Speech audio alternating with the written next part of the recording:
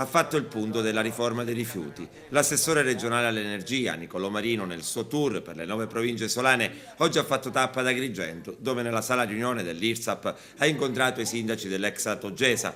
Presenti anche il commissario Ferdinando Buceti e il liquidatore Teresa Restivo. Si è fatto il punto della situazione in vista della costituzione delle nuove società per la regolamentazione della raccolta dei rifiuti e dall'avvio della nuova fase in cui sta entrando la gestione del servizio di igiene ambientale.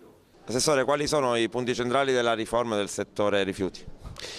Stiamo andando avanti. Innanzitutto abbiamo scongiurato la possibilità che gli auto continuassero a gestire. Qualcuno pensava di poter mantenere questo sistema e che ci sarebbe stata l'ennesima proroga, del resto finora la politica ha insegnato soltanto a parole e non nei fatti. E quindi abbiamo posto la parola fine.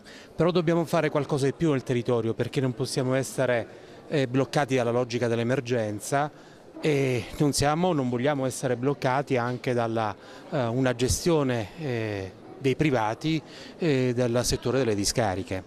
Per fare tutto questo stiamo utilizzando i poteri emergenziali che scadranno a dicembre e noi molto probabilmente chiederemo la proroga, con innanzitutto 3 obiettivi: quelli di inserire nei territori dove vi è questo stradominio dei privati degli impianti pubblici.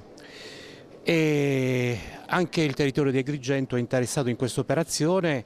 Si partirà con Gela, Messina, ma pensiamo anche a Sciacca. Stiamo anche valutando, anzi stiamo cercando di capire questa situazione anche della discarica di Siculiana, per il semplice fatto che le origini della disponibilità dei terreni e con la conseguente gestione privata c'è poco chiara, e quindi anche sotto questo profilo stiamo intervenendo, come c'è poco chiaro anche quello che è avvenuto in occasione di una gara nel territorio di Agrigento per l'impiantistica.